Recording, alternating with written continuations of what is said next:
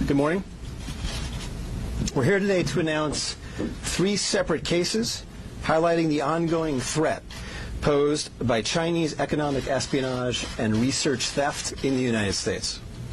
First, the arrest today of a Harvard University professor for lying about his participation in a Chinese foreign recruitment program.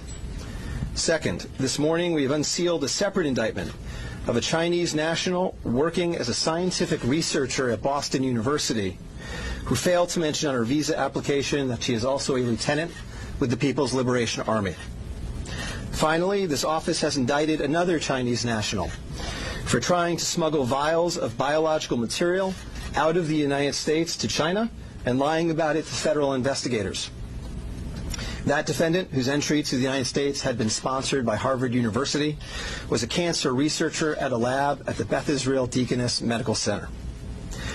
So, this morning, the FBI arrested Dr. Charles Lieber, the chair of the Department of Chemistry and Chemical Biology at Harvard University, for making false statements regarding his involvement in China's Thousand Talents Plan and his affiliation with the Wuhan University of Technology.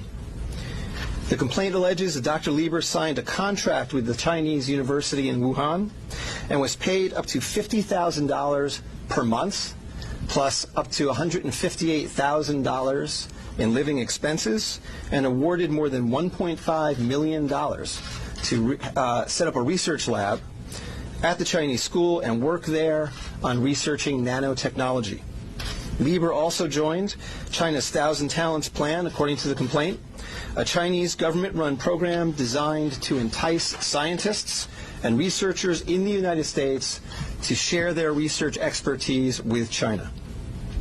At the same time, Dr. Lieber was receiving U.S. grant funds from the Department of Defense and the National Institutes of Health. National Institutes of Health spends up to $39 million a year funding medical research in the United States. Those programs required Dr. Lieber to disclose if he was working with, including receiving funding from, any foreign power. When questioned, Lieber hid his involvement with the Chinese entities, including specifically disavowing any connection to China's Thousand Talents Plan.